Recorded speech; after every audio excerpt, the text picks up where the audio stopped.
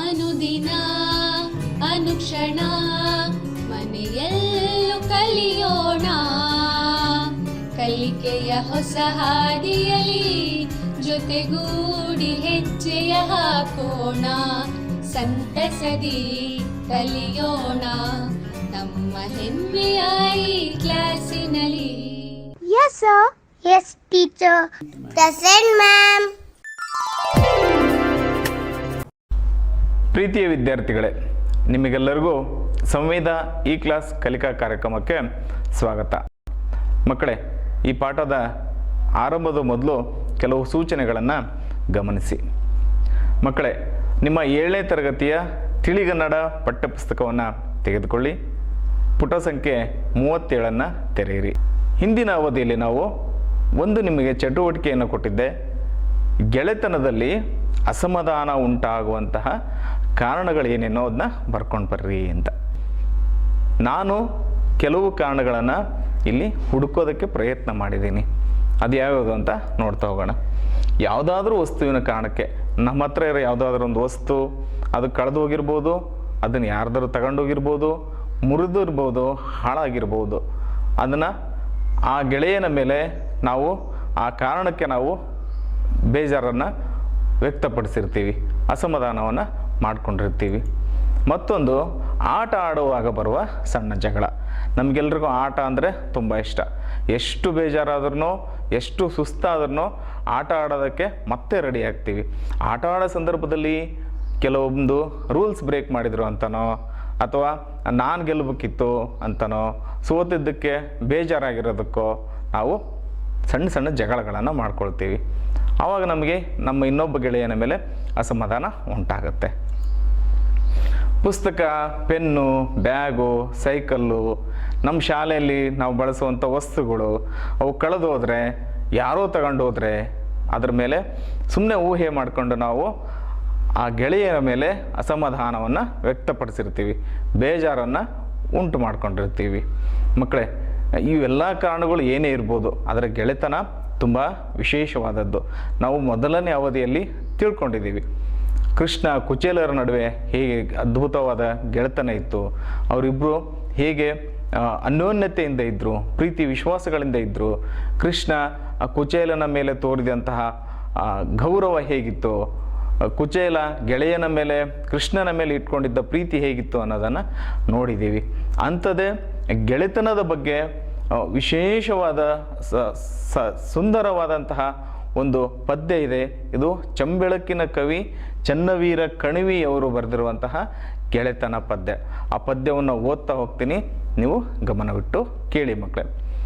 ಗೆಳೆತನದ ಸುವಿಶಾಲ ಆಲದಡಿ ಪಸರಿಸಿಹ ತಣ್ಣೆಳಲ ತಂಪಿನಲಿ ತಂಗಿರುವೆನು. ಗೆಳೆತನದ ಸುವಿಶಾಲ ಆಲದಡಿ ಪಸರಿಸಿಹ ತಣ್ಣೆಳಲ ತಂಪಿನಲಿ ತಂಗಿರುವೆನು. ಜೀವನದನಂತ ದುರ್ಬರ ಬವಣೆ ನೋವುಗಳ ಕಾವುಗಳ ಮೌನದಲ್ಲಿ ನುಂಗಿರುವೆನು. ಜೀವನದನಂತ ದುರ್ಬರ ಭವಣೆ ನೋವುಗಳ ಕಾವುಗಳ ಮೌನದಲ್ಲಿ ನುಂಗಿರುವೆನು. ಗೆಳೆತನವೇ ಚಿರಬಾಳ ಸಂಜೀವಿನಿ, ವಿಶ್ವದಂತಃಕರಣ ಮಂದಾಕಿನಿ. ಗೆಳೆತನವೇ ಚಿರಬಾಳ ಸಂಜೀವಿನಿ, ವಿಶ್ವದಂತಃಕರಣ ಮಂದಾಕಿನಿ. ಈ ಪದ್ಯದ ಮುಂದಿನ ಸಾಲುಗಳನ್ನು ನೋಡ್ತಾ ಹೋಗೋಣ.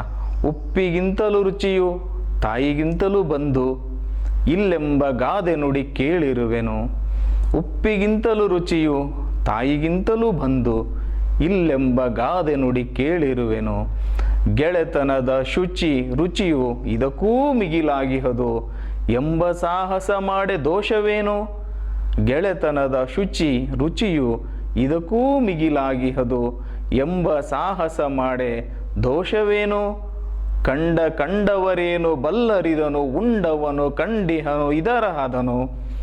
ಕಂಡವರೇನು ಬಲ್ಲರಿದನು, ಉಂಡವನು ಕಂಡಿಹನು ಇದರ ಹದನು. ಎಷ್ಟು ಈ ಸಾಲುಗಳನ್ನು ನೋಡ್ತಾ ಇದ್ರೆ ಗೆಳೆತನದಲ್ಲಿ ಹೇಗೆ ಒಂದು ಅನುಭವ ಇರುತ್ತೆ, ಸಂತೋಷ ಇರುತ್ತೆ ಅನ್ನೋದನ್ನು ಕವಿಗಳು ನಮಗೆ ಈ ಪದ್ಯದಲ್ಲಿ ಬರೆದು ಕೊಟ್ಟಿದ್ದಾರೆ. ಮುಂದಿನ ಸಾಲುಗಳನ್ನು ನೋಡೋಣ. ಎಷ್ಟು ಚಂದದ ಸಾಲುಗಳು ಅಂತ ನೋಡಿ ಮಕ್ಕಳೇ. ಹೇಗೋ ಹೇಗೋ ಹೆಗಲುಗೊಟ್ಟು ಬಂದಿಹ ಕೂರ್ಪು, ಆಗು ಹೋಗುಗಳಿಗೆ ಬಾಗದಂತೆ ಸುಖಕ್ಕೆ ಸಂತಸಪಟ್ಟು. ಹೇಗೋ ಹೇಗೋ ಹೆಗಲುಗೊಟ್ಟು ಬಂದಿಹ ಕೂರ್ಪು, ಆಗು ಹೋಗುಗಳಿಗೆ ಬಾಗದಂತೆ ಸುಖಕ್ಕೆ ಸಂತಸಪಟ್ಟು. ದುಃಖದಲ್ಲಿ ಸಹಭಾಗಿಯಾಗೆ ಜೀವನ ರಸದ ಪಾಕದಂತೆ, ದುಃಖದಲ್ಲಿ ಸಹಭಾಗಿಯಾಗೆ ಜೀವನ ರಸದ ಪಾಕದಂತೆ. ಸರಸ ವಿರಸವನೆಲ್ಲ ಅಪ್ಪು ಕೈದು ಬಾಳುವರು ಗಂಧದೊಲು ಜೀವತ್ತೆಯ್ದು. ಸರಸ ವಿರಸವನೆಲ್ಲ ಅಪ್ಪು ಕೈದು ಬಾಳುವರು ಗಂಧದೊಲು ಜೀವತ್ತೆಯ್ದು. ಆ ಗೆಳೆತನವೇ ಹಾಗೆ, ಆ ಗಂಧದ ಪರಿಮಳದಂಥದ್ದು. ಗಂಧವನ್ನು ತೇಯಿದರೆ ಬರುವಂತಹ ಸುಂದರವಾದ ಪರಿಮಳದ ಹಾಗೆ ಗೆಳೆತನ. ಮುಂದಿನ ಸಾಲುಗಳನ್ನು ನೋಡಿ ಮಕ್ಕಳೇ. ಇನಿವಿರಿದು ಗೆಳೆತನದ ಗುಟ್ಟಿಹದು ನಲ್ಗೆಳೆಯ, ಇನಿವಿರಿದು ಗೆಳೆತನದ ಗುಟ್ಟಿಹದು ನಲ್ಗೆಳೆಯ. ಬಿನ್ನಣದ ನುಡಿಯೆಲ್ಲ ಎದೆಯ ಮೀಟಿ, ಜೀವ ಜೀವಕ್ಕೆ ಇಂಬು ಕೈವವರು ನಾಲ್ವರಿರೆ. ಚದುರಂಗ ಬಲವಿದಕ್ಕೆ ಯಾವ ಸಾಟಿ. ಆಹಾ, ಗೆಳೆತನ ಚದುರಂಗ ಬಲಕ್ಕೆ ಸಮನಾದದ್ದು. 4 ಜನ ಜೀವಕ್ಕೆ ಇಂಬು ಕೈವವರು. ನಾವು ಗೆಳೆಯರ ಬಗ್ಗೆ ಹೇಳ್ತೀವಿ, ನನ್ನ ಜೀವದ ಗೆಳೆಯ ಅಂತ ಹೇಳ್ತಿರ್ತೀವಿ. ಗೆಳೆಯರು 4 ಜನ ಇದ್ದರೆ ಸಾಕು. ಚದುರಂಗ ಬಲವಿದಕ್ಕೆ ಯಾವ ಸಾಟಿ. ಚದುರಂಗ ಬಲ ಸೈನ್ಯದಲ್ಲಿ ಬರುವಂಥದ್ದು. ಮಕ್ಕಳೇ, ಈ ಪದ್ಯದ ಭಾವಾನುವಾದವನ್ನು ತಿಳ್ಕೊಳ್ಳೋಕ್ಕೆ ಪ್ರಯತ್ನ ಮಾಡಿರಿ, ಬರೆಯೋದಕ್ಕೆ ಪ್ರಯತ್ನ ಮಾಡಿ. ನಿಮ್ಮ ಶಿಕ್ಷಕರ ಹತ್ರ ಕೇಳಿ ತಿಳ್ಕೊಳ್ರಿ. ಈಗ ನಾವು ಮುಂದಿನ ಪಾಠಕ್ಕೆ ಹೋಗೋಣ. ಹೋಗುವ ಮೊದಲು ಹಿಂದಿನ ಅವಧಿಯಲ್ಲಿ ನೀವು ಕಲಿತ ಪಾಠದ ಬಗ್ಗೆ ಒಂದೆರಡು ಪ್ರಶ್ನೆಗಳಿದೆ. ಆ ಪ್ರಶ್ನೆಗಳಿಗೆ ಉತ್ತರವನ್ನು ನೋಡೋಣ. ಅಕ್ಬರ್ ಬೀರ್ಬಲನನ್ನು ನೀನು ಕಣ್ಣಿಗೆ ಕಾಣದಂತೆ ಹೊರಟು ಹೋಗು ಅಂತ ಹೇಳಿದ ನಂತರ ಒಂದು ಚಿಂತೆ ಶುರುವಾಗಿರುತ್ತೆ ಅಕ್ಬರನಿಗೆ. ಎಂಥ ಕೆಲಸ ಆಗೋಯ್ತು ಅಂತ. ಹಾಗಾದರೆ ಆ ಚಿಂತೆ ಯಾಕೆ ಬಂದಿತ್ತು? ಯೋಚನೆ ಮಾಡಿರಿ ನೋಡೋಣ. ಯಾಕೆ ಹಾಗೆ ಅಕ್ಬರ್ ಚಿಂತೆಯನ್ನು ಮಾಡ್ತಾ ಕೂತ್ಕೊಂಡ್ಬಿಟ್ಟ? ಉತ್ತರವನ್ನು ನೋಡೋಣ. ಯಾಕೆ ಅಂತಂದರೆ, ಒಂದು ಸಣ್ಣ ಕಾರಣಕ್ಕೆ, ಆ ತಕ್ಷಣದ ಕೋಪಕ್ಕೆ, ಅಸಮಾಧಾನದಿಂದ ಬೇಸರಗೊಂಡು ಬೀರ್ಬಲನಿಗೆ ಮುಖ ತೋರಿಸ್ಬೇಡ, ಹೊರಟು ಹೋಗು ಅಂತ ಕಳಿಸ್ಬಿಟ್ಟಿರ್ತಾನೆ. ತನ್ನ ಆಪ್ತ ಗೆಳೆಯನಿಗೆ ದೂರ ಕಳಿಸಿದ ಮೇಲೆ ಆತ ಎಲ್ಲಿದ್ದಾನೋ ಹೇಗಿದ್ದಾನೋ ಅನ್ನೋ ಭಾವನೆಯಿಂದ ಆ ಅಕ್ಬರನಿಗೆ ಬೀರ್ಬಲನನ್ನು ನೋಡಬೇಕು ಅನ್ನೋ ತವಕ ಹೆಚ್ಚಾಗುತ್ತೆ, ಆಸೆ ಹೆಚ್ಚಾಗುತ್ತೆ. ಆ ಗೆಳೆಯ ಎಷ್ಟು ದಿನದಿಂದ ಕಣ್ಣಿಗೆ ಕಾಣದಾದಾಗ ಆ ಬೇಸರ ಉಂಟಾಗುತ್ತಲ್ಲ. ನಾವು ನಮ್ಮ ಗೆಳೆಯರನ್ನು ಯಾವುದೋ ಕಾರಣಕ್ಕೆ ಮಾತು ಬಿಟ್ಟಿರ್ತೀವಿ, ಸಣ್ಣ ಕಾರಣಕ್ಕೆ ಜಗಳ ಮಾಡಿರ್ತೀವಿ. ಇಲ್ಲಾಂದರೆ ನಮ್ಮ ಗೆಳೆಯ ತುಂಬ ಆಪ್ತ ಗೆಳೆಯ, ಜೀವದ ಗೆಳೆಯ ಅಂತ ಹೇಳ್ತಿರೋ ಅಂಥ ಗೆಳೆಯರು ಊರಿಗೆ ಹೋದಾಗ, ರಜೆಗೆ ಅಂತ ಒಂದು ವಾರನೋ ತಿಂಗಳು ಒಂದು ಊರಿಗೆ ಹೋದರೆ ಅವರನ್ನು ನೋಡದೇ ಇದ್ದರೆ ಚಡಪಡಿಸ್ತಾ ಇರ್ತೀವಿ. ಈಗೇನೋ ಫೋನು ಮೊಬೈಲ್ಗಳು ನಮ್ಮ ಹತ್ರ ಎಲ್ಲ ಇರೋದ್ರಿಂದ ಮಾತಾಡೋದಕ್ಕೆ ಸಾಧ್ಯ. ಆಗಿನ ಕಾಲದಲ್ಲಿ ತುಂಬ ದೂರ ಇರೋ ಗೆಳೆಯರನ್ನು ಮಾತಾಡ್ಸೋದಕ್ಕೆ ಅವಕಾಶನೇ ಇರಲಿಲ್ಲ. ಅದರಲ್ಲೂ ಬೇರೆ ಅಕ್ಬರ್ ಮತ್ತು ಬೀರ್ಬಲ್ ಇಬ್ಬರು ಸಣ್ಣ ಕಾರಣಕ್ಕೆ ಬೇಸರಗೊಂಡು ದೂರ ಆಗಿರೋಂಥದ್ದು. ಅಕ್ಬರ್ ಬೀರ್ಬಲನನ್ನು ಹುಡುಕಾಡಿಸ್ತಾನೆ. ಎಲ್ಲಾದರೂ ಇದಾನೇನೋ, ಹುಡುಕಾಡ್ಕೊಂಬರ್ರಿ. ಸೈನಿಕರನ್ನು ಕಳಿಸ್ತಾನೆ, ಸೇನಾಧಿಪತಿಗಳನ್ನು ಕಳಿಸ್ತಾನೆ. ಹೋಗ್ರಿ, ಬೀರ್ಬಲನನ್ನು ಹುಡುಕೊಂಬರ್ರಿ, ಆತನನ್ನು ನಾನು ನೋಡಬೇಕು ಅನ್ನೋ ಆಸೆ ಹೆಚ್ಚಾಗಿದೆ ನನಗೆ, ತವಕ ಉಂಟಾಗಿದೆ ನನಗೆ ಅಂತ. ಆದರೆ ಬೀರ್ಬಲ್ ಎಲ್ಲಿಯೂ ಸಿಗಲ್ಲ. ಆ ಕಾರಣಕ್ಕೆ ಬೇಸರಗೊಂಡಾಗ ಅಕ್ಬರ್ ಗೆಳೆಯನಿಲ್ಲದೆ ಪರಿತಪಿಸಿ ಅದನ್ನು ನಾವು ನೋಡಿದ್ವಿ. ಆವಾಗೇನಂತ ಅಂದ್ಕೊಂಡಿರ್ತಾನೆ, ಎಂಥ ಕೆಲಸ ಮಾಡಿಬಿಟ್ಟೆ ನಾನು ಅಂತ ಅಂದ್ಕೊಂಡಿರ್ತಾನೆ. ಸರಿ ಮಕ್ಕಳೇ, ಇವತ್ತು ಪಾಠದ ಮುಂದಿನ ಭಾಗವನ್ನು ನಾವು ನೋಡೋಣ. ಇದು ನಮ್ಮ ಪಾಠ 6 ಮಿತ್ರರ ಸಮಾಗಮ ಮುಂದುವರಿದ ಭಾಗ. ಮಕ್ಕಳೇ, ನಾನು ಇವತ್ತಿನ ಈ ಪಾಠದಲ್ಲಿ ಮುಂದುವರಿದ ಭಾಗದ ಸಾಲುಗಳನ್ನು ಓದ್ತಾ ಹೋಗ್ತೀನಿ. ನೀವು ನಿಮ್ಮ ಪುಸ್ತಕದ 36ನೇ ಪುಟವನ್ನು ತೆಗೆಯಿರಿ. ಒಮ್ಮೆ ಅಕ್ಬರ್ ದರ್ಬಾರು ನಡೆಸುತ್ತಿರುವಾಗ ಸೇವಕನೊಬ್ಬ ಒಳಬಂದು, ಪ್ರಭು, ಅರಮನೆಯ ದ್ವಾರದಲ್ಲಿ ಒಬ್ಬ ಸಾಧು ಬಂದಿದ್ದಾರೆ. ಅವರ ಶಿಷ್ಯರು ಆ ಸಾಧು ವಿಶ್ವದಲ್ಲಿಯೇ ದೊಡ್ಡ ಮೇಧಾವಿ ಹಾಗೂ ತುಂಬ ಬುದ್ಧಿವಂತರು ಎಂದು ಹೇಳುತ್ತಿದ್ದಾರೆ ಎಂದು ಹೇಳಿದ. ಅಕ್ಬರ್ ತಕ್ಷಣವೇ ಆ ಸಾಧುವನ್ನು ಬರಮಾಡಿಕೊಂಡನು. ಅರಮನೆಯನ್ನು ಪ್ರವೇಶಿಸಿದ ಸಾಧು ತುಂಬ ತೇಜಸ್ವಿಯಾಗಿದ್ದ. ಅದೇ ಅವನೊಬ್ಬ ಬುದ್ಧಿವಂತನೆಂಬುದನ್ನು ಸಾರುತ್ತಿತ್ತು.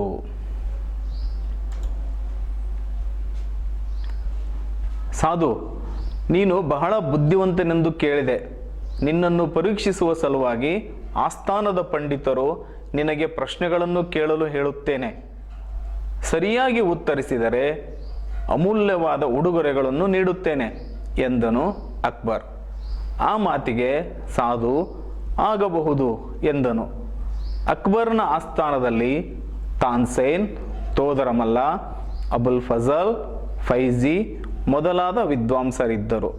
ಅವರು ಪ್ರಶ್ನಿಸತೊಡಗಿದರು. ಮೊದಲಿಗೆ ಈ ಪಾಠ ಭಾಗದಲ್ಲಿ ಬಂದಿರುವಂತಹ ಹೊಸ ಪದಗಳ ಅರ್ಥವನ್ನು ನೋಡೋಣ. ದರ್ಬಾರು. ದರ್ಬಾರು ಅಂದರೆ ರಾಜನ ಆಸ್ಥಾನ, ಅಧಿಕಾರ ನಡೆಸುವಿಕೆ. ಅಕ್ಬರ್ನ ದರ್ಬಾರು ಅಂತ ನಾವು ದರ್ಬಾರು ನಡೆಸುತ್ತಿದ್ದ ಅಂತ ಪಾಠದಲ್ಲಿ ಬಂತಲ್ಲ, ಅದು ರಾಜನ ಆಸ್ಥಾನ ಅಂತ. ಅಲ್ಲಿ ಮಂತ್ರಿಗಳಿರ್ತಾರೆ, ಸೈನಿಕರಿರ್ತಾರೆ, ಸೇನಾಧಿಪತಿಗಳಿರ್ತಾರೆ. ಇನ್ನೊಂದು ದರ್ಬಾರ್, ಇನ್ನೊಂದು ಪದದ ಇನ್ನೊಂದು ಅರ್ಥ ಏನಂದರೆ ಅಧಿಕಾರ ನಡೆಸುವಿಕೆ. ದರ್ಬಾರು ಮಾಡಿದ ಅಂತಂದು ಹೇಳ್ತಾರಲ್ಲ ಅದು. ಮತ್ತೊಂದು ಈ ಪಾಠದಲ್ಲಿ ಬಂದಿರುವಂತಹ ಪದ ತೇಜಸ್ವಿ. ಇದರ ಅರ್ಥ ತೇಜಸ್ಸು ಉಳ್ಳವ, ಕಾಂತಿ ಉಳ್ಳವರು ಅಂತ. ತೇಜಸ್ಸಿನಿಂದ ಕೂಡಿತು, ಮುಖ ಕಾಂತಿಯಿಂದ ಕೂಡಿತು ಅಂತ ಹೇಳ್ತಾರಲ್ಲ ಅದು. ಇನ್ನೆರಡು ಹೊಸ ಪದಗಳಿದೆ. ದ್ವಾರ ಅಂತ ಒಂದು, ಮೇಧಾವಿ. ದ್ವಾರ ಪದದ ಅರ್ಥ ಬಾಗಿಲು. ದ್ವಾರ ಬಾಗಿಲು, ಮಹಾದ್ವಾರ, ದೇವಸ್ಥಾನದ ಮುಂದೆ ದ್ವಾರ ಕಟ್ಟಿದ್ರು, ಊರಿಗೆ ಒಂದು ದ್ವಾರ ಇರುತ್ತೆ, ಆ ಬಾಗಿಲು ಅಂತ ಹೇಳ್ತೀವಲ್ಲ ಅದು. ಮೇಧಾವಿ ಅಂದರೆ ಜಾಣ, ಪಂಡಿತ, ಬುದ್ಧಿವಂತ ಅಂತ. ತುಂಬ ಮೇಧಾವಿಯಾಗಿದ್ದ, ಜಾಣನಾಗಿದ್ದ, ಆತೊಬ್ಬ ಪಂಡಿತ, ಸಾಕಷ್ಟು ವಿಷಯಗಳನ್ನು ತಿಳ್ಕೊಂಡಿರುವಂತಹ ಬುದ್ಧಿವಂತ ವ್ಯಕ್ತಿ ಅಂತ ಹೇಳ್ತೀವಲ್ಲ ಆ ಅರ್ಥದಲ್ಲಿ. ಮಕ್ಕಳ, ಈ ಪದಗಳನ್ನು ನಾವು ಇನ್ನೂ ಚೆನ್ನಾಗಿ ನೆನಪಿಟ್ಕೊಳ್ಳೋದಕ್ಕೆ ಸಹಾಯವಾಗುವಂಥದ್ದು ಸ್ವಂತ ವಾಕ್ಯಗಳ ರಚನೆ. ಈ ಚಟುವಟಿಕೆಯಲ್ಲಿ ನೀವು ಭಾಗವಹಿಸಿ ಪದಗಳನ್ನು ಬರೆದುಕೊಳ್ರಿ. ಪದಗಳನ್ನು ಬರೆಯೋದ್ರ ಜೊತೆಗೆ ಇಲ್ಲಿ ಬರುವಂತಹ ಸ್ವಂತ ವಾಕ್ಯಗಳನ್ನು ನೀವು ಬರ್ಕೋಬೇಕು ಮಕ್ಕಳೇ. ಅದರ ಜೊತೆಗೆ ನೀವು ಕೂಡ ಸ್ವಂತ ವಾಕ್ಯ ರಚನೆ ಮಾಡೋದಕ್ಕೆ ಪ್ರಯತ್ನ ಮಾಡಬೇಕು. ಇಲ್ಲಿ ಈ ವಾಕ್ಯವನ್ನು ಗಮನಿಸಿ. ದಸರಾ ದರ್ಬಾರು ಜೋರಾಗಿ ನಡೆಯುತ್ತದೆ. ಸ್ವಂತ ವಾಕ್ಯ ರಚನೆ ಮಾಡುವಾಗ ಒಂದು ವಿಷಯವನ್ನು ನಾವು ಗಮನದಲ್ಲಿಟ್ಕೋಬೇಕು. ಕೊಟ್ಟಿರುವ ಪದ ಆ ವಾಕ್ಯದಲ್ಲಿ ಬರಬೇಕು ಮತ್ತು ಆ ವಾಕ್ಯ ಪೂರ್ಣ ಅರ್ಥವನ್ನು ಕೊಡುವಂತೆ ಇರಬೇಕು ಮಕ್ಕಳೇ. ಇಲ್ಲಿ ದಸರಾ ದರ್ಬಾರು ಜೋರಾಗಿ ನಡೆಯುತ್ತದೆ, ಇದು ಒಂದು ವಾಕ್ಯ. ಇನ್ನೊಂದು ವಾಕ್ಯವನ್ನು ನೋಡೋಣ. ನನ್ನ ಮೇಲೆ ನಿನ್ನ ದರ್ಬಾರು ನಡೆಸಬೇಡ. ನಾವು ಪದದ ಅರ್ಥ ನೋಡುವಾಗ ನೋಡಿದ್ವಿ, ಅಧಿಕಾರ ಚಲಾಯಿಸುವಿಕೆ ಅಂತ. ನನ್ನ ಮೇಲೆ ನಿನ್ನ ಅಧಿಕಾರವನ್ನು ಚಲಾಯಿಸಬೇಡ ಅನ್ನುವ ಅರ್ಥದಲ್ಲಿ ಕೂಡ ನಾವು ಸ್ವಂತ ವಾಕ್ಯವನ್ನು ರಚನೆ ಮಾಡ್ಬೋದು. ಮತ್ತೊಂದು ಪದ ತೇಜಸ್ವಿ. ಅದಕ್ಕೆ ಸ್ವಂತ ವಾಕ್ಯವನ್ನು ರಚನೆ ಮಾಡೋಣ. ಸರಿ, ಹಾಗಾದರೆ ನೋಡಿ ಮಕ್ಕಳೇ. ಮಗುವಿನ ಮುಖ ತುಂಬ ತೇಜಸ್ಸಿನಿಂದ ಮಿಂಚುತ್ತಿತ್ತು, ಕಳೆಯಿಂದ ಕೂಡಿತ್ತು. ಆ ಮಗುವಿನ ಮುಖದಲ್ಲಿ ಒಂದು ಕಾಂತಿ ಇತ್ತು ಅನ್ನುವ ಅರ್ಥದಲ್ಲಿ ಈ ವಾಕ್ಯ. ನೀವು ಕೂಡ ಪ್ರಯತ್ನ ಮಾಡ್ಬೋದು. ಬೇರೆ ಬೇರೆ ವಾಕ್ಯಗಳನ್ನು ರಚನೆ ಮಾಡಿ ಈ ಪದವನ್ನು ಬಳಸ್ಕೊಂಡು ನಿಮ್ಮ ನೋಟ್ ಪುಸ್ತಕದಲ್ಲಿ ಬರೆಯಿರಿ. ಮತ್ತೊಂದು ವಾಕ್ಯ, ಸೂರ್ಯನ ಬೆಳಕಿನಲ್ಲಿ ತೇಜಸ್ವಿ ತುಂಬಿರುತ್ತದೆ. ಕಾಂತಿ ಇರುತ್ತಲ್ಲ, ಮಿಂಚು ಇದ್ದಂಗೆ ಇರುತ್ತೆ ಬೆಳಕು. ನಾವು ಸೂರ್ಯನನ್ನು ಕಣ್ಣಿನಿಂದ ನೇರವಾಗಿ ನೋಡೋದಕ್ಕಾಗಲ್ಲ. ಮಧ್ಯಾಹ್ನದ ಟೈಮಲ್ಲಿ ಕಣ್ಣಲ್ಲಿ ನೋಡೋಕೆ ಅಷ್ಟು ತೇಜಸ್ವಿ, ಕಾಂತಿ, ಮಿಂಚು, ಮೆರುಗು ಇರುತ್ತಲ್ಲ ಅದು. ಸರಿ ಮಕ್ಕಳೇ, ಈ ವಾಕ್ಯಗಳ ಪದಗಳ ಅರ್ಥ ಮತ್ತು ವಾಕ್ಯಗಳ ರಚನೆಯನ್ನು ನೋಡಿದ ನಂತರ ನಾವು ಪಾಠದ ಅರ್ಥ ನೋಡ್ತಾ ಹೋಗೋಣ. ಇದಿಷ್ಟು ಇವತ್ತಿನ ಅವಧಿಯ ಪಾಠ. ಒಮ್ಮೆ ಅಕ್ಬರ್ ದರ್ಬಾರ್ ನಡೆಸುತ್ತಿರುವಾಗ ಸೇವಕನೊಬ್ಬ ಒಳ ಬಂದ.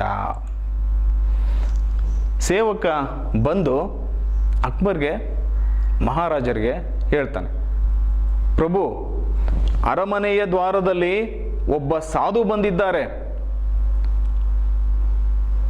ಅವರ ಶಿಷ್ಯರು ಆ ಸಾಧು ವಿಶ್ವದಲ್ಲಿಯೇ ದೊಡ್ಡ ಮೇಧಾವಿ ಹಾಗೂ ತುಂಬ ಬುದ್ಧಿವಂತರು ಎಂದು ಹೇಳುತ್ತಿದ್ದಾರೆ ಎಂದು ಹೇಳಿದ.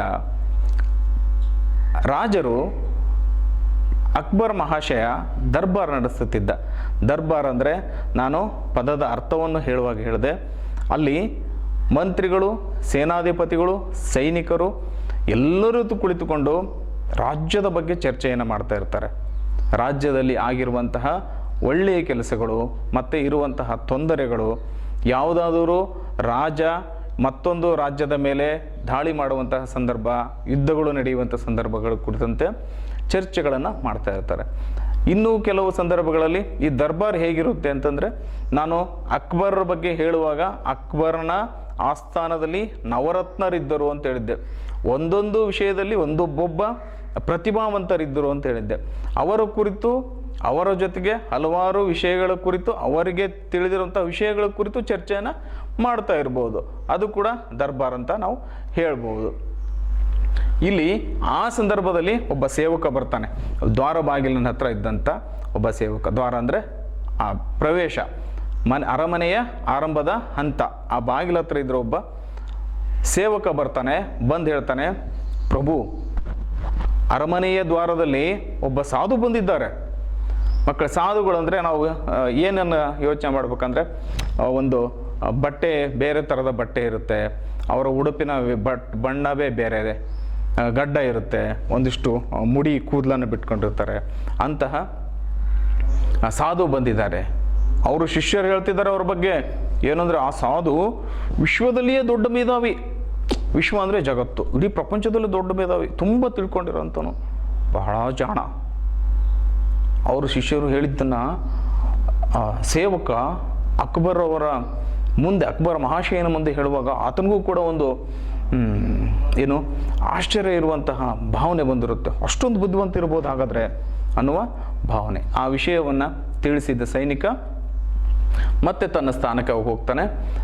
ಆತನ ಜೊತೆಗೆ ಬಂದಂತಹ ಅಕ್ಬರ್ ಏನು ಮಾಡ್ತಾನೆ, ಸಾಧುವನ್ನು ಬರಮಾಡಿಕೊಂಡ.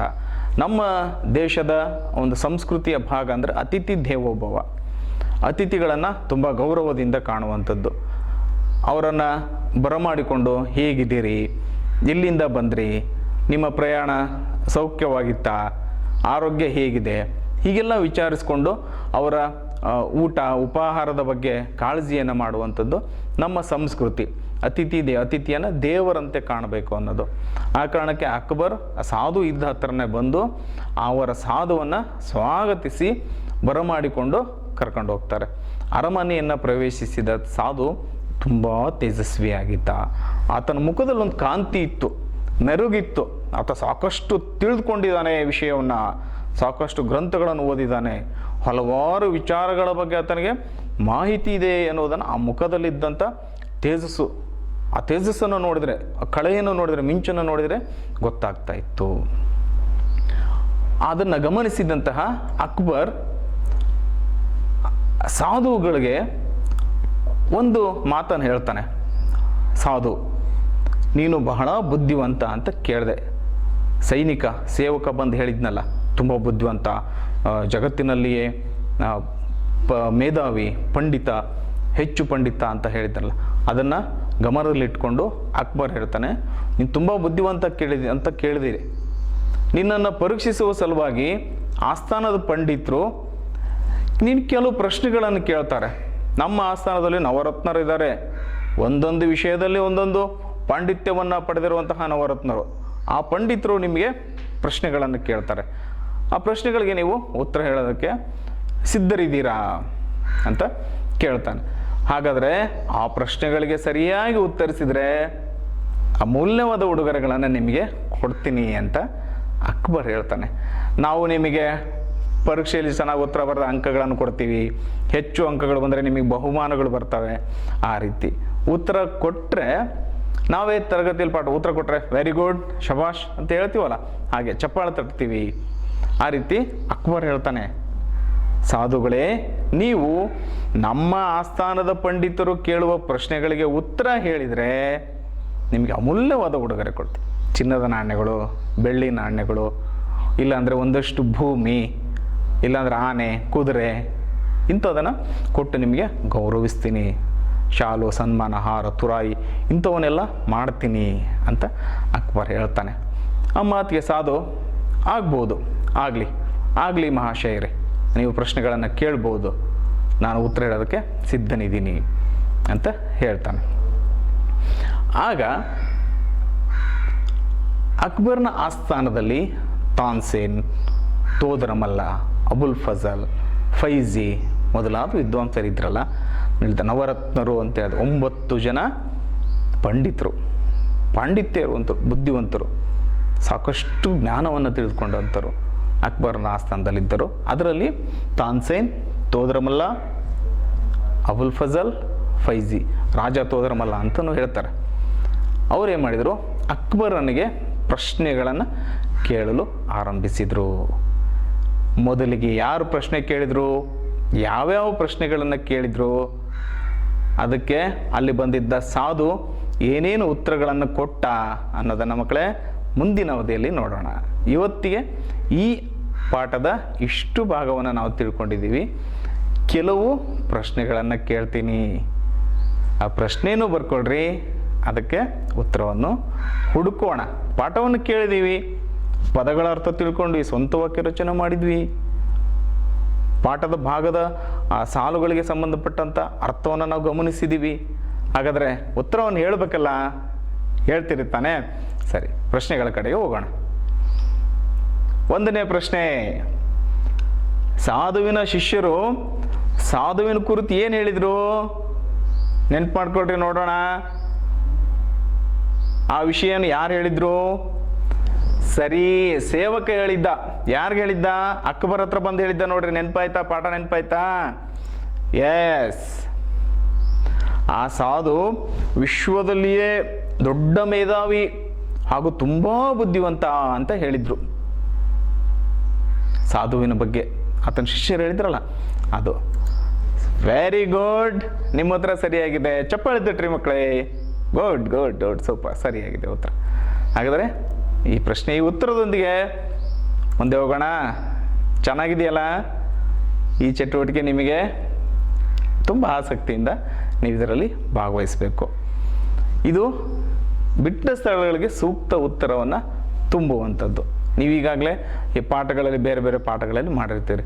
ಆದರೆ ಇಲ್ಲಿ 4 ಆಯ್ಕೆಗಳಿವೆ, ಇದರಲ್ಲಿ ಒಂದು ಸರಿಯಾಗಿರುತ್ತೆ ಉತ್ತರ.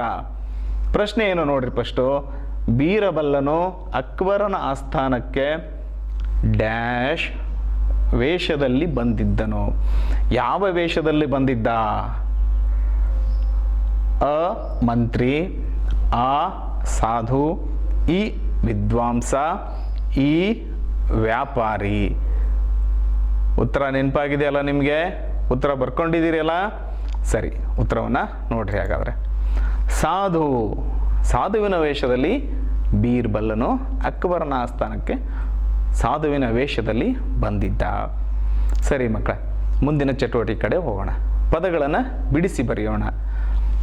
ಈ ಪದಗಳಲ್ಲಿ 2 ಪದಗಳಿದ್ದಾವೆ, ಅದನ್ನು ಬಿಡಿಸಿ ಬರೆಯೋದು ಹೇಗೆ ಅಂತ ನೋಡೋಣ. ಇಲ್ಲಿರುವ ಪದ ಅತ್ಯುತ್ತಮ, ಅವನೊಬ್ಬ. ಅತ್ಯುತ್ತಮ ಪದವನ್ನು ಬಿಡಿಸಿ ಬರೆದ್ರೆ ಹೇಗಿರುತ್ತೆ? ಅದರಲ್ಲಿರುವ 2 ಪದಗಳು ಯಾವ್ಯಾವುದು? ಅತಿ ಪ್ಲಸ್ ಉತ್ತಮ. ಈ 2 ಪದಗಳು ಅತಿ ಪ್ಲಸ್ ಉತ್ತಮ ಸೇರಿ ಆಗಿರುವಂಥದ್ದು ಅತ್ಯುತ್ತಮ. ಇನ್ನೊಂದು ಪದ ಇದೆ ಅವನೊಬ್ಬ. ಇದರಲ್ಲಿ ಇರುವಂತಹ 2 ಪದಗಳು ಅವನು ಪ್ಲಸ್ ಒಬ್ಬ. ವೆರಿ ಗುಡ್, ನೀವಲ್ಲಿ ಹೇಳ್ತಾ ಇದ್ದೀರಿ ಉತ್ತರವನ್ನು ಜಾಂಡ್ರು. ಹಾಗೆ ಮುಂದಿನ ಪದಗಳ ಕಡೆ ಹೋಗೋಣ. ಇಲ್ಲಿ ಮತ್ತೆ 2 ಪದಗಳು ಬಂತು ನೋಡಿ. ಮುಖವನ್ನು ಕಾಣೆಯಾಗೋ. ಸರಿ, ಈಗ ಮೊದಲಿನ ಪದ ಯಾವುದು ನೋಡ್ರಿ? ಮುಖ ಪ್ಲಸ್ ಅನ್ನು, ಮುಖವನ್ನು ಕಾಣೆಯಾಗು. ಇಲ್ಲೊಂದು ಪದ ಇದೆ, ಈ ಪದವನ್ನು ಬಿಡಿಸಬಹುದಾದ ರೂಪ ಹೇಗಿರುತ್ತೆ ನೋಡ್ರಿ? ಕಾಣೆ ಪ್ಲಸ್ ಆಗೋ, ಕಾಣೆಯಾಗೋ. ಮಕ್ಕಳೇ, ಈ ಪಾಠದಲ್ಲಿ ಬಂದಿರುವಂತಹ ಇನ್ನೂ ಹಲವಾರು ಪದಗಳನ್ನು ಈ ರೀತಿ ಬಿಡಿಸಿ ಬರೆಯೋದಕ್ಕೆ ಕಲೀರಿ. ಮುಂದಿನ ಚಟುವಟಿಕೆ ಕಡೆ ಹೋಗೋಣ. ಪದಗಳಿಗೆ ವಿರುದ್ಧಾರ್ಥಕ ಪದಗಳನ್ನು ಬರೆಯೋಣ. ವಿರುದ್ಧಾರ್ಥಕ ಪದಗಳಂದರೆ ಯಾವ ಪದ ಇರುತ್ತೆ ಆ ಪದಕ್ಕೆ ಇನ್ನೊಂದು ವಿರುದ್ಧಾರ್ಥ ಕೊಡುವಂತಹ ಪದವನ್ನೇ ನಾವು ವಿರುದ್ಧಾರ್ಥಕ ಪದಗಳು ಅಂತ ಹೇಳ್ತೀವಿ. ಇಲ್ಲಿ ಸೇವಕ ಇದೆ, ಅದರ ವಿರುದ್ಧಾರ್ಥಕ ಪದ ಏನು? ಮಾಲೀಕ. ಜ್ಞಾನ ಅಜ್ಞಾನ. ನಗು ಅಳು. ನಗೋದಂದರೆ ತುಂಬ ನಗ್ನಾಗ್ತಾ ಇರೋದು, ಅಳೋದು ಅಂತ ಒಂದು ಅಳ್ತಿರ್ತಿರಲ್ಲ ಅದು. ನಗುವಿನ ವಿರುದ್ಧಾರ್ಥಕ ಪದ ಅಳು. ಇನ್ನೂ ಕೆಲವು ವಿರುದ್ಧಾರ್ಥಕ ಪದಗಳಿದೆ, ಅದನ್ನು ನೋಡೋಣ ಮಕ್ಕಳೇ. ಬುದ್ಧಿವಂತ. ಹಾಂ, ಇದು ತುಂಬ ಸರಳ, ಬರೆದು ಬಿಟ್ಟಿರ್ತೀರಿ ನೀವು. ನೋಡೋಣ ಹಾಗಾದರೆ. ದಡ್ಡ. ಸಿಹಿ. ಹಾಂ, ಬರ್ಕೊಂಡ್ರ? ನಿಮ್ಮ ಉತ್ತರ ಸರಿ. ಇಲ್ಲಿ ಬಂದು ಉತ್ತರನೂ ಅದೇ, ಕಹಿ. ಸ್ವಾರ್ಥ. ನಿಸ್ವಾರ್ಥ. ಗುಡ್, ಎಲ್ಲದಕ್ಕೂ ಉತ್ತರ ಬರೆದಿದ್ದೀರಿ. ಚಪ್ಪಾಳೆ ತಟ್ರಿ. ವೆರಿ ಗುಡ್ ಮಕ್ಕಳೇ. ಈ ಚಟುವಟಿಕೆಗಳ ನಂತರ ಈ ವಾಕ್ಯಗಳಲ್ಲಿರುವ ಚಿಹ್ನೆಗಳನ್ನು ನೋಡಿ. ಇಲ್ಲಿ ನಮ್ಮ ಪಾಠದ 4-5 ಸಾಲುಗಳಿದೆ. ಆ ಸಾಲುಗಳಲ್ಲಿ ಬಂದಿರೋ ಕೆಲವು ಚಿಹ್ನೆಗಳು ಕೆಂಪು ಬಣ್ಣದಲ್ಲಿವೆ, ಅವನ್ನು ಗಮನಿಸ್ತಾ ಹೋಗ್ರಿ. ಪ್ರಭು, ಅರಮನೆಯ ದ್ವಾರದಲ್ಲಿ ಒಬ್ಬ ಸಾಧು ಬಂದಿದ್ದಾರೆ. ಅವರ ಶಿಷ್ಯರು ಆ ಸಾಧು ವಿಶ್ವದಲ್ಲಿಯೇ ದೊಡ್ಡ ಮೇಧಾವಿ ಹಾಗೂ ತುಂಬ ಬುದ್ಧಿವಂತರು ಎಂದು ಹೇಳುತ್ತಿದ್ದಾರೆ ಎಂದು ಹೇಳಿದ. ಇಲ್ಲಿ ಚಿಹ್ನೆ ಇದೆ, ಇಲ್ಲಿ ಚಿಹ್ನೆ ಇದೆ, ಇಲ್ಲೊಂದು ಚಿಹ್ನೆ, ಇಲ್ಲೊಂದು ಚಿಹ್ನೆ. ಅವು ಗುರುತುಗಳಿದೆ. ಅವಿ ಅಂತ ನೆನ್ಪಿಟ್ಕೊಳ್ರಿ. ಮುಂದೆ ನೋಡೋಣ. ಇಲ್ಲಿ ಕೆಲವು ವಾಕ್ಯಗಳು ಬರ್ತವೆ. ಅಲ್ಲಿ ವಾಕ್ಯದಲ್ಲಿ ಬಂದಿರುವಂಥ ಕೆಂಪು ಬಣ್ಣದ ಚಿಹ್ನೆಗಳನ್ನು ಗಮನಿಸಿರಿ ಮಕ್ಕಳೇ. ಹಿಂದೆ ಬಂದಂಥ ಭಾಗದಲ್ಲಿ ಇತ್ತು, ಈ ಭಾಗದಲ್ಲೂ ಬಂದಿದೆ. ಇಲ್ಲೊಂದು ಚಿಹ್ನೆ ಇದೆ, ಆಹಾ. ಇಲ್ಲೊಂದು ಚಿಹ್ನೆ ಇದೆ, ಅದ್ಭುತವಾದ ಮಾತು. ಈ ಮಾತನ್ನು ಮೆಚ್ಚಿಕೊಂಡೆವು. ನೀವು ಗಮನಿಸ್ತಾ ಹೋಗಿ, ಇವೇನು ಅಂತ ನಾನು ಮುಂದೆ ಹೇಳ್ತೀನಿ. ಇನ್ನೊಂದು ವಾಕ್ಯ, ಯಾವ ರಾಜ್ಯದಿಂದ ಬಂದಿರುವೆ? ಸರಿ, ನೋಡಿ ಮಕ್ಕಳೇ ಮುಂದೆ. ಹಾಗಾದರೆ ಲೇಖನ ಚಿಹ್ನೆಗಳು ಅಂದರೆ ಏನು? ನಾನು ಇಷ್ಟೊತ್ತು ತೋರಿಸಿದ್ನಲ್ಲ, ಕೆಂಪು ಬಣ್ಣದ್ದಿತ್ತಲ್ಲ, ಅದೇ ಲೇಖನ ಚಿಹ್ನೆಗಳು ಅಂತಾರೆ. ಅವು ಪಾಠದ ಸಾಲುಗಳಲ್ಲಿ ಬಂದಿರುವಂಥ ಚಿಹ್ನೆಗಳು, ಗುರುತುಗಳು. ಅವಕ್ಕೆ ಲೇಖನ ಚಿಹ್ನೆಗಳು ಅಂತಾರೆ. ಹಂಗಂದ್ರೆ ಏನು? ಬರೆಯುವಾಗ ಮತ್ತು ಓದುವಾಗ ಬರಹವನ್ನು ಸಂಪೂರ್ಣವಾಗಿ ಅರ್ಥ ಮಾಡಿಕೊಳ್ಳಲು ವಾಕ್ಯಗಳಲ್ಲಿ ಬಳಸುವ ಚಿಹ್ನೆ ಅಥವಾ ಗುರುತುಗಳು, ಅವಕ್ಕೆ ಲೇಖನ ಚಿಹ್ನೆಗಳು ಅಂತ ಹೇಳ್ತೀವಿ. ಆ ಲೇಖನ ಚಿಹ್ನೆಗಳು ನಮಗೆ ಆ ಪಾಠದ, ಆ ಭಾಗದ, ಆ ವಾಕ್ಯದ, ಆ ಸಾಲುಗಳಲ್ಲಿರುವಂತಹ ಭಾವನೆಯನ್ನು ಕೂಡ ತಿಳಿಸ್ತವೆ. ನಾನು ಒಂದು ಆಹಾ, ಈ ಮಾತು ಎಷ್ಟು ಸುಂದರ, ಓಹೋ, ಈ ಹೂವು ಎಷ್ಟು ಸುಂದರವಾಗಿದೆ, ವಾವ್, ಅದ್ಭುತವಾದ ಆಟ ಅಂತ ಹೇಳ್ತೀವಲ್ಲ, ಅವು ಆ ಭಾವನೆಯನ್ನು ಕೂಡ ನಮಗೆ ತಿಳಿಸೋದಕ್ಕೆ ಸಹಾಯ ಆಗ್ತವೆ. ಮಕ್ಕಳೇ, ಮುಂದಿನ ಚಟುವಟಿಕೆ ಕಡೆ ಹೋಗೋಣ. ಮೊದಲನೆಯದು ಪೂರ್ಣ ವಿರಾಮ ಚಿಹ್ನೆ. ಲೇಖನ ಚಿಹ್ನೆಗಳಲ್ಲಿ ಹೆಚ್ಚು ಬಳಸುವಂಥದ್ದು ಪೂರ್ಣ ವಿರಾಮ ಚಿಹ್ನೆ.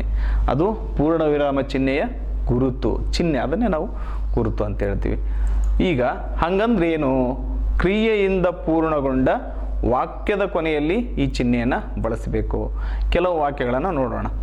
ನಮ್ಮೂರು ಸುಂದರವಾಗಿದೆ. ಇಲ್ಲೊಂದು ಚಿಹ್ನೆ ಬರಬೇಕು. ಅದು ಯಾವುದು? ಪೂರ್ಣ ವಿರಾಮ ಚಿಹ್ನೆ.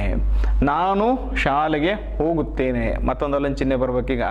ಈ ವಾಕ್ಯವನ್ನು ಬರ್ಕೊಂಡು ನೀವು ಹಾಕಿದಿರಿ ಅಂತ ನಾನು ತಿಳ್ಕೊಂಡಿದ್ದೀನಿ. Very good. ಸರಿ ಮಕ್ಕಳೇ, ಮುಂದೆ ಹೋಗೋಣ. ಲೇಖನ ಚಿಹ್ನೆಗಳಲ್ಲಿ ಮತ್ತೊಂದು ಅಲ್ಪ ವಿರಾಮ ಚಿಹ್ನೆ. ಅದು ಹೇಗಿರುತ್ತೆ? ಅಲ್ಲಿ ಬಂತು ನೋಡಿ, ಅದು ಅಲ್ಪ ವಿರಾಮ ಚಿಹ್ನೆ. ಇದು ಎಲ್ಲಿ ಬಳಕೆ ಆಗುತ್ತೆ? ಕರ್ತೃ, ಕರ್ಮ, ಕ್ರಿಯಾಪದಗಳಿಗೆ ಬೇರೆ ಬೇರೆ ವಿಶ್ಲೇಷಣೆಗಳನ್ನು ನೀಡಿದಾಗ ಅಲ್ಪ ವಿರಾಮವನ್ನು ಬಳಸ್ತೀವಿ. ಕೆಲವು ವಾಕ್ಯಗಳನ್ನು ನೋಡ್ತಾ ಹೋಗೋಣ. ನಮ್ಮ ಶಾಲೆಯ ಕೈತೋಟದಲ್ಲಿ ಗುಲಾಬಿ, ಮಲ್ಲಿಗೆ, ಚೆಂಡು ಹೂಗಳ ಗಿಡಗಳಿವೆ. ಈ ಎಲ್ಲೆಲ್ಲಿ ಬರುತ್ತೆ ಅಂತ ನೋಡೋಣ. ಗುಲಾಬಿ, ಮಲ್ಲಿಗೆ, ಚೆಂಡು ಹೂಗಳ ಗಿಡಗಳಿವೆ. ಇಲ್ಲಿ ಪೂರ್ಣ ವಿರಾಮ ಬಂತು. ಇಲ್ಲೊಂದು ವಾಕ್ಯ ಇದೆ, ನಾನು ಊಟ ಮಾಡುವಾಗ ಕಡಲೆಕಾಳು ಪಲ್ಯ, ಹೀರೆಕಾಯಿ ಪಲ್ಯ, ರೊಟ್ಟಿಯನ್ನು ತಿಂದೆನು. ಇಲ್ಲಿ ಅಲ್ಪ ವಿರಾಮ ಚಿಹ್ನೆ ಎಲ್ಲಿ ಬರುತ್ತೆ ಅಂತ ನೋಡಿ ಮಕ್ಕಳೇ. ಕಡಲೆಕಾಳು ಪಲ್ಯ, ಹೀರೆಕಾಯಿ ಪಲ್ಯ, ರೊಟ್ಟಿಯನ್ನು ತಿಂದೆನು. ಅಲ್ಲಿ ಪೂರ್ಣ ವಿರಾಮ ಚಿಹ್ನೆ ಬಂತು. ಮತ್ತೊಂದು ಚಿಹ್ನೆ ಅರ್ಧ ವಿರಾಮ ಚಿಹ್ನೆ. ಅರ್ಧ ವಿರಾಮ ಚಿಹ್ನೆಯ ಗುರುತು ಅಲ್ಲಿದೆ ನೋಡಿ ಮಕ್ಕಳೇ. ಒಂದು ಪ್ರಧಾನ ವಾಕ್ಯಕ್ಕೆ ಅಧೀನವಾಗುವ ಉಪವಾಕ್ಯಗಳ ಕೊನೆಯಲ್ಲಿ ಅರ್ಧ ವಿರಾಮವನ್ನು ಬಳಸಲಾಗುತ್ತದೆ. ಹೇಗೆ ಎಲ್ಲೆಲ್ಲಿ ಬರುತ್ತೆ ಅಂತ ಒಂದು ವಾಕ್ಯವನ್ನಾಗಿ ನಾವು ನೋಡೋಣ. ಒಂದು ಊರಿನಲ್ಲಿ ನೀರಿಗೆ ಕೊರತೆ ಇರಲಿಲ್ಲ. ಅಲ್ಲಿ ಕೆರೆ ಇತ್ತು, ಹಳ್ಳ ಇತ್ತು, ಹೊಳೆಯೂ ಇತ್ತು. ಮತ್ತೊಂದು ವಾಕ್ಯವನ್ನು ನೋಡಿ. ನಮ್ಮ ಶಾಲೆಯ ವಿದ್ಯಾರ್ಥಿಗಳು ಎಲ್ಲದರಲ್ಲಿಯೂ ಮುಂದೆ, ಪಾಠದಲ್ಲಿ ಮುಂದೆ, ಹಾಡು ನೃತ್ಯದಲ್ಲಿಯೂ ಮುಂದೆ ಅಂತ ಒಂದು ವಾಕ್ಯ ಇದೆ. ಅಲ್ಲಿ ಎಲ್ಲೆಲ್ಲಿ ಚಿಹ್ನೆ ಬರುತ್ತೆ ಅಂತ ನೋಡೋಣ. ನಮ್ಮ ಶಾಲೆಯ ವಿದ್ಯಾರ್ಥಿಗಳು ಎಲ್ಲದರಲ್ಲಿಯೂ ಮುಂದೆ, ಆಟದಲ್ಲಿ ಮುಂದೆ, ಪಾಠದಲ್ಲಿ ಮುಂದೆ, ಹಾಡು ನೃತ್ಯದಲ್ಲಿಯೂ ಕೂಡ. ಸರಿ ಮಕ್ಕಳೇ, ಈ ಚಟುವಟಿಕೆಗಳನ್ನು ಮಾಡ್ತಾ ಹೋಮ್ವರ್ಕನ್ನು ಬರ್ಕೊಳ್ಳಿ. ಇದು ನಿಮಗೆ ಗೃಹ ಪಾಠ. ಅಕ್ಬರ್ನ ಆಸ್ಥಾನದಲ್ಲಿದ್ದ ನವರತ್ನರ ಹೆಸರುಗಳನ್ನು ಸಂಗ್ರಹಿಸಿ ಬರೆಯಿರಿ. ಇನ್ನೊಂದು ಚಟುವಟಿಕೆ, ಇಲ್ಲಿ ನಮ್ಮ ಪಾಠ ಭಾಗದಲ್ಲಿ ಬಂದಿರುವಂತಹ ಸಾಲುಗಳಿದ್ದಾವೆ. ಅಕ್ಬರ್ನ ಆಸ್ಥಾನದಲ್ಲಿ ತಾನ್ಸೇನ್, ತೋದರಮಲ್ಲ, ಅಬುಲ್ ಫಜಲ್, ಫೈಜಿ ಮೊದಲಾದ ವಿದ್ವಾಂಸರಿದ್ದರು. ಅವರು ಪ್ರಶ್ನಿಸತೊಡಗಿದರು ಮೊದಲಿಗೆ. ಇದನ್ನು ನಿಮ್ಮ ನೋಟ್ ಪುಸ್ತಕದಲ್ಲಿ ಬರ್ಕೊಂಡು ನೀವು ಬೇಕಾದರೆ ಪುಸ್ತಕವನ್ನು ನೋಡ್ಬೋದು. ಅಲ್ಲಿ ಚಿಹ್ನೆಗಳಿದ್ದಾವೆ. ಆ ಚಿಹ್ನೆಗಳಿರೋದ್ರಿಂದ ಆ ಚಿಹ್ನೆಗಳನ್ನೇ ಇಲ್ಲಿ ಬಳಸಬೇಕು. ಎಲ್ಲಿ ಅಲ್ಪ ವಿರಾಮ ಬರುತ್ತೆ, ಎಲ್ಲಿ ಪೂರ್ಣ ವಿರಾಮ ಬರುತ್ತೆ ಅಂತ ಮಕ್ಕಳು. ಇನ್ನೊಂದು ಚಟುವಟಿಕೆ, ಇದು ನಿಮ್ಮ ಕಲ್ಪನೆಗೆ ನೀವು ಆಸಕ್ತಿಯಿಂದ ಮಾಡೋದಕ್ಕಿರುವಂಥ ಚಟುವಟಿಕೆ. ಗೆಳೆತನದ ಮಹತ್ವ ಸಾರುವ ಹೇಳಿಕೆಗಳನ್ನು ಸಂಗ್ರಹಿಸಿ ಬರೆಯಿರಿ. ಗಾದೆ ಮಾತುಗಳಾಗಿರ್ಬೋದು, ಜೋಡು ನುಡಿಗಳಂಥ ಚಂದದ ಪದಗಳಾಗಿರ್ಬೋದು, ಯಾರದು ಮಹಾನ್ ವ್ಯಕ್ತಿಗಳು ಹೇಳಿರುವಂತಹ ವಾಕ್ಯಗಳು ಕೂಡ ಆಗಿರ್ಬೋದು. ಉದಾಹರಣೆಗೆ, ಗುಣ ನೋಡಿ ಗೆಳೆತನ ಮಾಡು. ಇಂಗ್ಲೀಷ್ ಕೂಡ ಬರಿಬೋದು ಮಕ್ಕಳೇ. ಇಂಗ್ಲೀಷ್ನಲ್ಲಿ ನೀವು ಸಂಗ್ರಹಿಸ್ಬೋದು. A friend in need is A friend in deed. ಈ ರೀತಿ ಇರುವಂಥ ವಾಕ್ಯಗಳನ್ನು ಸಂಗ್ರಹಿಸಿ ಬರೀರಿ. ಇಷ್ಟೊತ್ತು ನಾನು ನಿಮಗೆ ಪಾಠ ಹೇಳಿದ್ದು ಸೋಮು ಕುದ್ರಿಹಾಳ್, ಸಹ ಶಿಕ್ಷಕರು, ಸರ್ಕಾರಿ ಕಿರಿಯ ಪ್ರಾಥಮಿಕ ಶಾಲೆ ಲಕ್ಷ್ಮೀ ಕ್ಯಾಂಪ್ ಕುಂಟೋಜಿ, ತಾಲೂಕು ಗಂಗಾವತಿ, ಜಿಲ್ಲೆ ಕೊಪ್ಪಳ. ಮುಂದಿನ ಅವಧಿಯಲ್ಲಿ ಭೇಟಿಯಾಗೋಣ ಮಕ್ಕಳೇ. ನಮಸ್ಕಾರ. ಅನುದಿನ ಅನುಕ್ಷಣ ಮನೆಯಲ್ಲೂ ಕಲಿಯೋಣ, ಕಲಿಕೆಯ ಹೊಸ ಹಾದಿಯಲಿ ಜೊತೆಗೂಡಿ ಹೆಜ್ಜೆಯ ಹಾಕೋಣ, ಸಂತಸದಿ ಕಲಿಯೋಣ ನಮ್ಮ ಹೆಮ್ಮೆಯ ಈ ಕ್ಲಾಸಿನಲ್ಲಿ. Yes, sir. Yes, teacher. Present, ma'am.